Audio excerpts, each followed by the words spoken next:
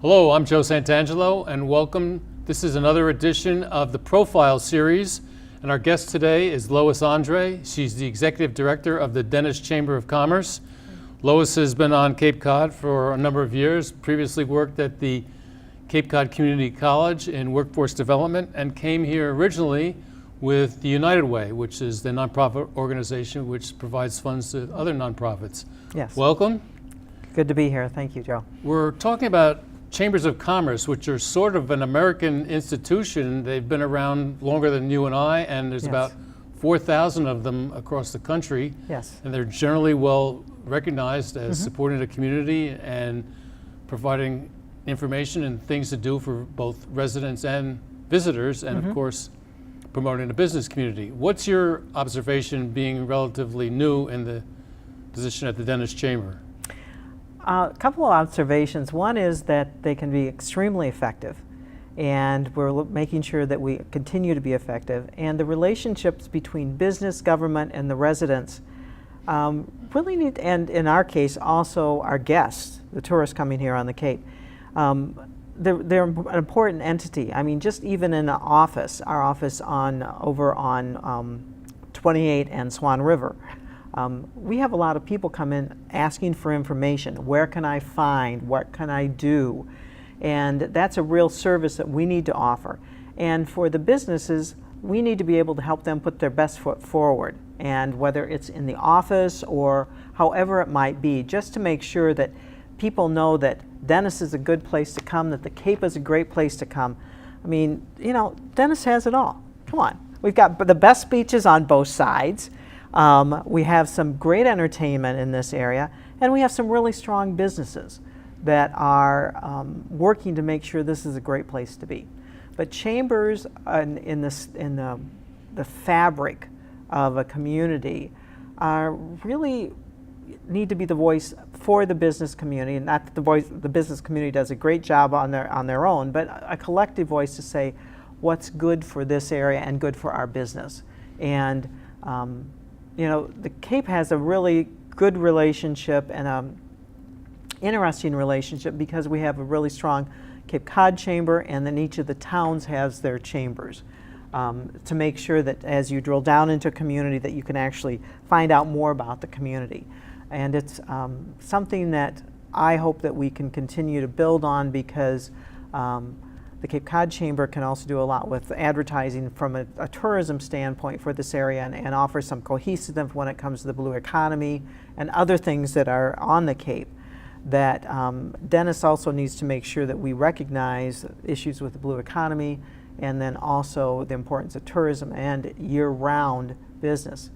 So we could show that on the screen. The Dennis Chamber of Commerce does have a visitor center. It's on Route 28. Yes, it does. Just behind the Cream and Cone, if anybody is familiar with the Cream and Cone restaurant. Many people are very familiar with the Cream and Cone. And there are guidebooks and information, and it's staffed generally from 10 to 4 most of the year. Yes. And people can find out information about things to do and places to go. And the Dennis Chamber also does a series of events. If someone's watching this in the fall, there's an October 11th Taste of Dennis, and then there's things all through the year. Yes. Ending with fireworks and concerts and everything else. The fireworks and the antique car parade, those are the last Saturday and Sunday before Labor Day weekend. So the fireworks are on the last Saturday before Labor Day weekend. The high season. The high season. And then the antique car parade, which I understand in 2018 had, I think, like 100, there were more cars than usual. I mean, you'd see them streaming down, and you'd never quite sure what car was going to be coming next.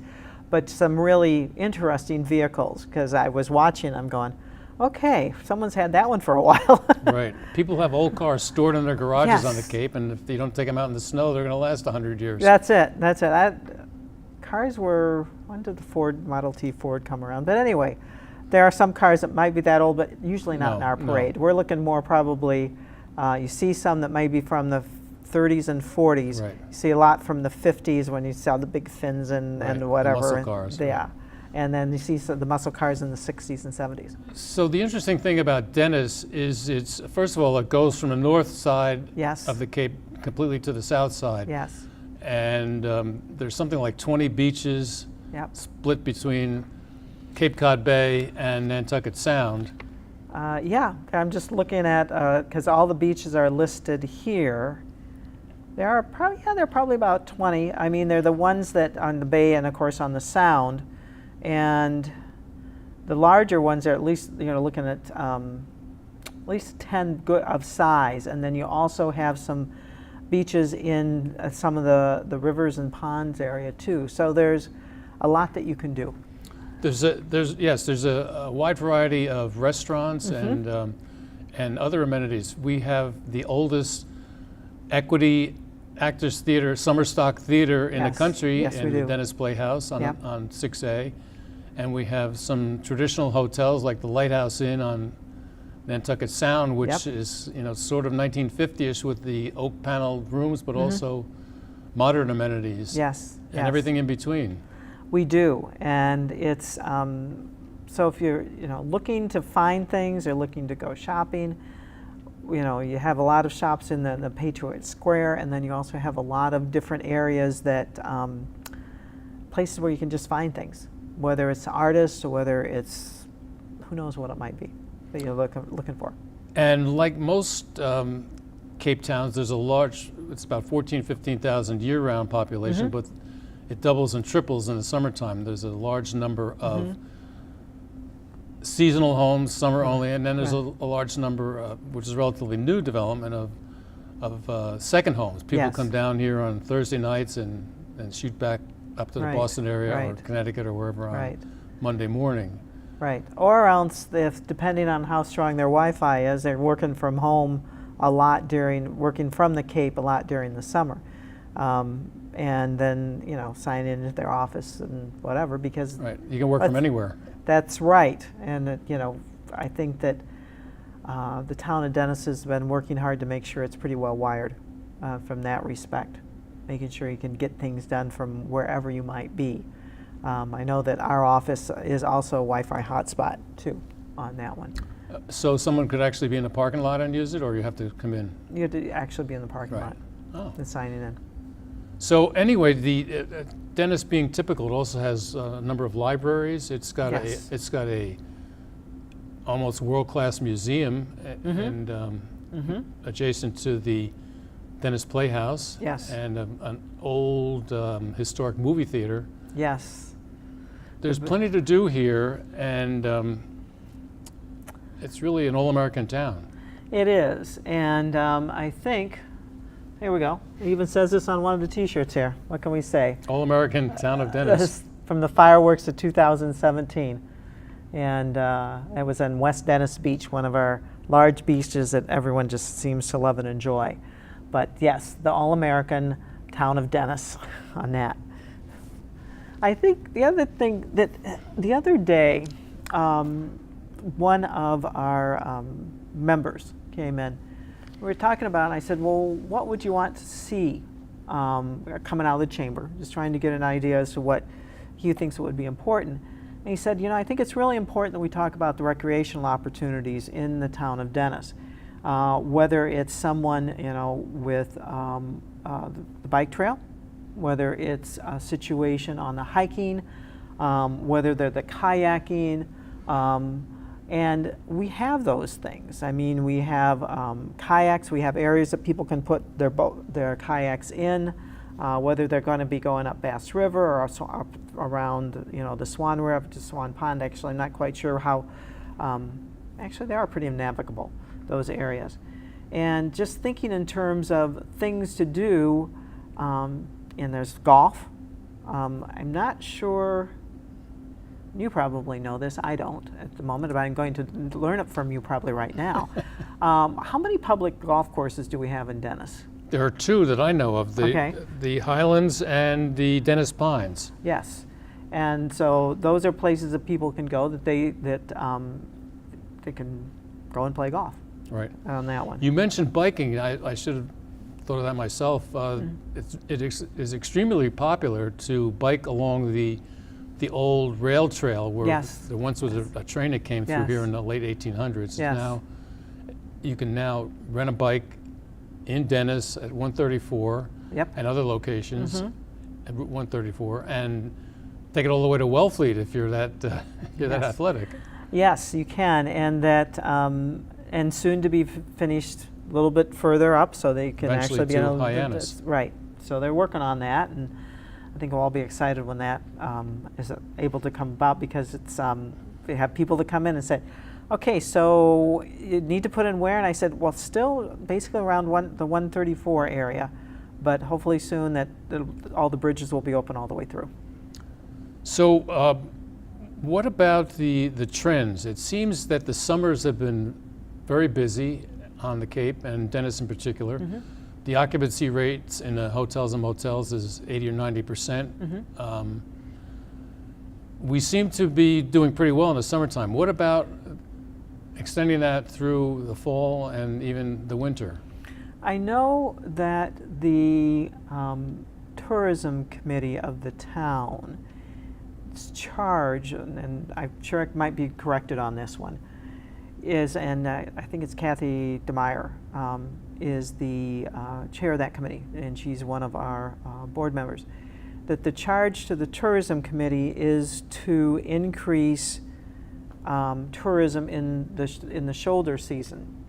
Spring and fall. Yes. Well, and she looks at the shoulder season a little bit differently, to basically from Labor Day, or maybe, I think she said Labor Day, or maybe it was Columbus Day, to Memorial Day. Because there are events, Christmas events, that are very popular on the Cape. Right. And you have a Dennis stroll and some other events. Yes, actually, there's a stroll. I think the stroll is primarily on the north side, but I don't know if there's a stroll. I know that there are some events related to the south side Right. on that one. But the town does a good job of laying out the red carpet for people coming during the holiday season.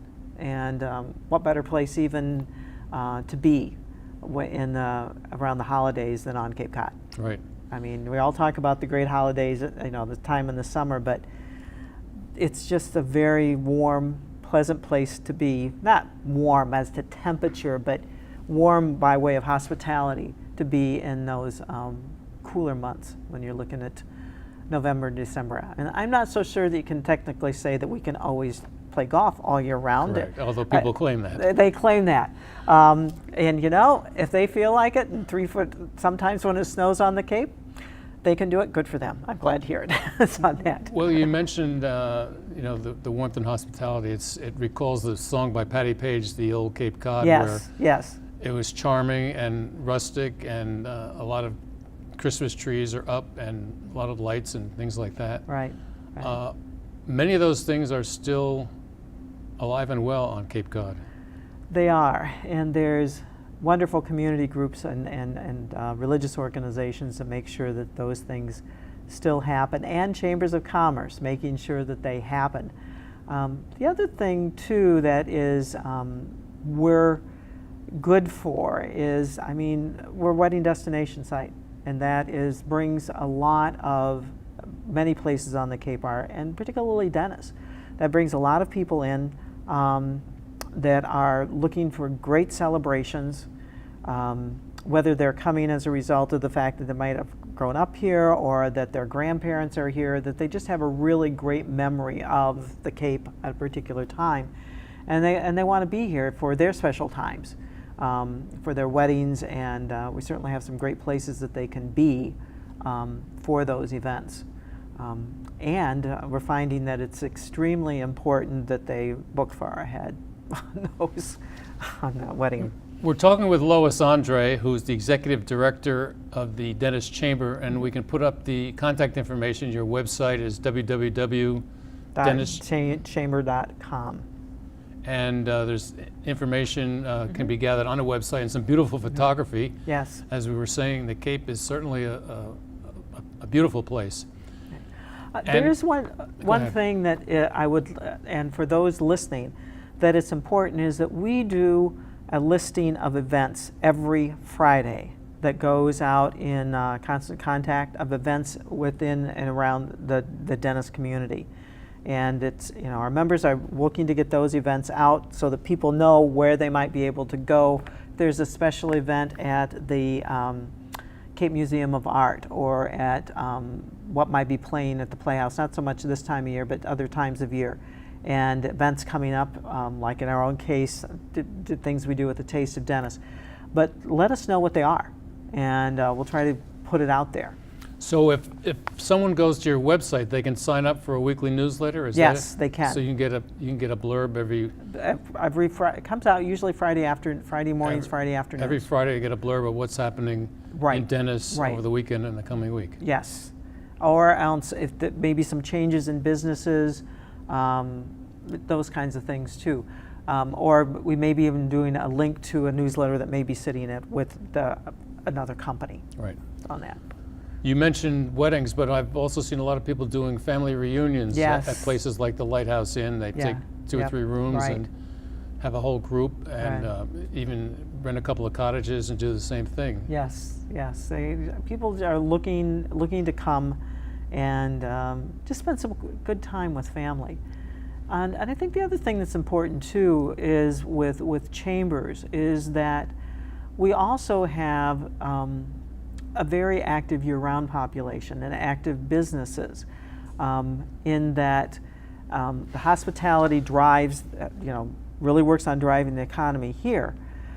But there are businesses that are here year-round, and they're here because the residents are here year-round and need to be serviced. Well, let's mention that a bit. There are approximately at least 100,000 houses on the Cape, plus 250,000 people who are here year-round, and a million visitors. Right. Those are the traditional numbers. And all of those people need services and goods and food and whatever it may be. Right. So there is an active business community that's providing that. There's a very active business community that's providing that, and that whether you're looking at insurance, whether you're looking at food, whether you're looking at cleaning services, any automotive, any number of things to support the people need. It's all important, and it needs to be year-round.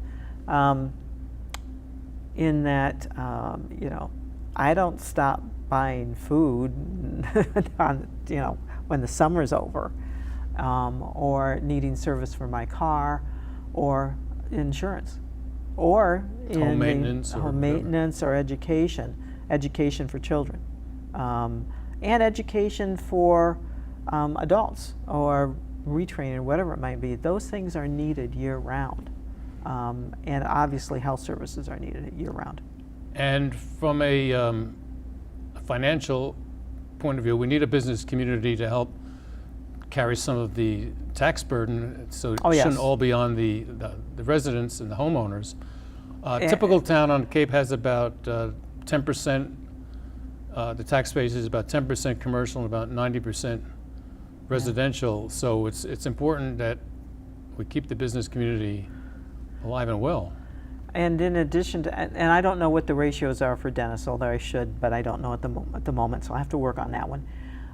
The other part with dentists is that a lot of second homes in dentists, particularly, that if a house goes on the market, there's a pretty strong chance that probably a 50% chance that it's going to be winding up with the second homeowner. So that has to go into the entire mix of how, as a community, how we work, and how we take care of each other too. It's really important. Well, let me ask you, we're talking once again with Lois André, who's the Executive Director of the Dentist Chamber.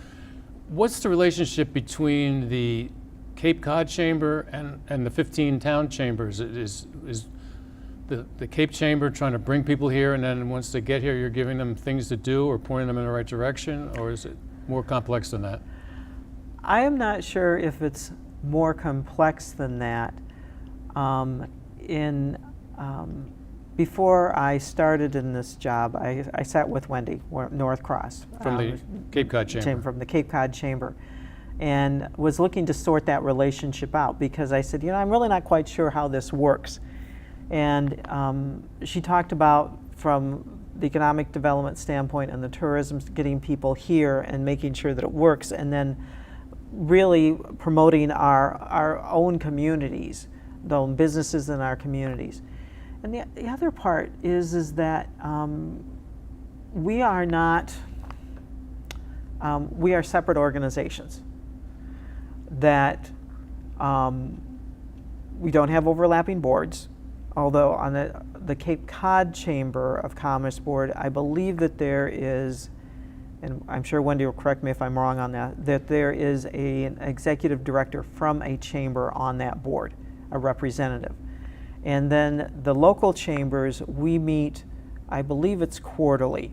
I've yet to be to one of those meetings. Maybe, this may air at a different time, but, and each chamber is invited to be part, it's the local chamber group that we get together to make sure that we're in tune with each other, because there are members that we have that may be members in a couple of different chambers. A good example is banks, because they have offices in many communities, and it's important that they, that they are represented in those communities.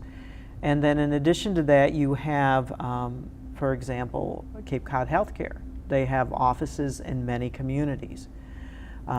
And so it's important that they have representation along with different businesses. We have members that their headquarters may not be in Dennis, but they're members in Dennis because they have clients and they need to promote their businesses. So, and they may also then wind up being members of the Cape Cod Chamber. So they're separate organizations. We need to stand on our own, but we really need to, in order to make this a vibrant community by way of tourism, by way of businesses, we have to work together. My job is to make sure that Dennis is promoted and the businesses in Dennis are promoted. And so I don't know if I completely answered your question or not. In other words, there's a partnership among the chambers. They're Yes. not working. They're not competing with each other. They're trying to work together. They're trying Well, to. there's some competition Okay. there. We want to make sure that we, on Right. that. But the goal is to make sure that all boats rise on that. Right. And that's particularly important. In terms of membership in the chamber, I've noticed some more and more. There's a partnership among the members too. In other words, a hotel might be having some joint promotion with a restaurant nearby, Absolutely. or with a museum, or with a theater, or Yes, yeah. It had around rentals, for our bikes, kayaks, Yes. whatever.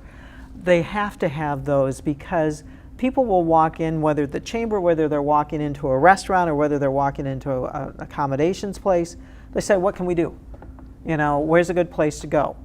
So someone needs to be able to say, make sure that you go here, you get a deal if you go to that particular spot because you're staying with us. Or the other part is that not only just from the accommodation side, but also from businesses. I mean, we're all looking to make solid relationships with a business, and people want to promote their business. We're in business to make sure that businesses are profitable and that they can make livings here. And people really want to do a good job here of helping people and, getting what they need. Well, that's an interesting point. It's been said there's something like 10,000 businesses on the Cape, and very few of them employ more than 10 people. They're mostly family businesses. People are supporting themselves and their family, Right. and a few loyal staff. And then in the summertime, they add students from overseas and whatever. We have a large number of what shall I say, student visas and temporary work visas. People who Yes, come here yes. from other countries, Yes. Eastern Europe and whatever. Yes. Which is an interesting phenomenon. When you go to a restaurant, you're talking to somebody from Bulgaria or whatever. Yes. Yeah. Makes it a little bit more exciting. Yes, it provides an international flavor. Yes. As a matter of fact, and I should mention also that many of the visitors from Cape Cod, you see they're from Europe or Canada or other places. Countries in Asia, yes. So what is the future? We've seen a fairly strong summer season since the 2008 recession, and things have been pretty strong. And the shoulder season's being extended. What do you think is the outlook for small businesses on Cape Cod in the coming years? I think the outlook is rosy if businesses can continue to provide the services that are required, and that we do as many things as we can to make it, and that they make it easy to find them. Because I don't have my phone right here, probably a good thing I don't, but how many people do you know that will say, you know, I need to I'm going to a particular spot, let me just check in to see if they have something. And if there isn't a presence, and I'm not necessarily talking about like a major super duper duper website, but if people can't find you by their phone or by their tablet, or by coming into the chamber office and asking or phoning our office, how are they going to find you? So that It's leads a to whole the question, promotion. do Chamber of Commerce provide any courses or guidance or tips for small businesses on how to make themselves more marketable, more visible, more accessible to the person with a cell phone? That's something that we have to work on. I think they have done some in the past. I think that we're going to, hopefully we'll do that again soon on that one. I know that there are ways to get to businesses through our website. I have to do a few more, fewer clicks right now, but we're working on that when you head there. And still we are, we do have pamphlets on different businesses too. Okay. But as to making it more visible from a media standpoint, we have some work to do on that one. But there was, we were discussing our website with someone recently, and the competition on travel sites is huge. And what do you do to stand out? And then also the shift. I mean, I grew up that I'll give you an example.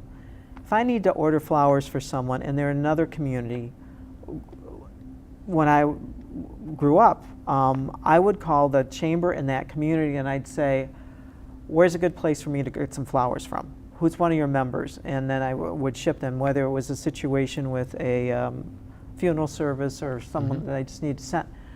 People don't necessarily do it that way anymore. They'll go to their phone, they will give the area and then maybe put in florist, or also, for lack of a better term, go to FTD or some other type, or Amazon or whatever. Or some other names will pop up. Yes. So what's it take to get into those search engines? Right. What's it take to find those things out? And many businesses have they've done a great job of figuring that out. Where are the gatekeepers, what's important. But we always need to keep working on it. We're talking about tourism and websites with Lois André, the Executive Director of the Dentist Chamber. And let's show your contact information once again. Right. Okay. It's www.dentistchamber.com. And you also have an information center. Yes, we do. How many years has that been there? About 50? Well, in it's that funny. location? It has been there since 61 years for sure, but I think it goes back further than that. The dentist chamber was incorporation papers were 1957, but from what we can tell, so that makes it, well, I'm not quite sure when all the different times is showing 61 years. There's some incorporation papers that go, well, the incorporation papers are looking at 57, but there's other things that would take it further back. But as to incorporation, 1957. So, and that building has been in that location since at least 1957, because we have a photograph to prove it, that we're using at our Taste of Dentist auction. So just to summarize, the Dentist Chamber is providing information to residents, to visitors, tourists, as we sometimes call them, about events. You have some of your own events, including the Taste of Dentist, which is in October, and the Christmas stroll in December, and road race at the end of August, and the antique fireworks, and actually I said antique car parade. Right. I gave the wrong date on the road race. The road race is is Labor Day weekend Sunday. Okay. And the fireworks for the town is the last Saturday before Labor Day in August, and then the next day is the last Sunday before Labor Day is the antique car parade. And for more information on these, check out the Dentist Chamber website. That's right. And we'd like to thank you, Lois, for joining us today. Great. And we'd like to thank you for watching. We also appreciate the help of the Cape Cod Community Media Center. And this is the Profile Series. I'm Joe Santangelo. Thank you for watching.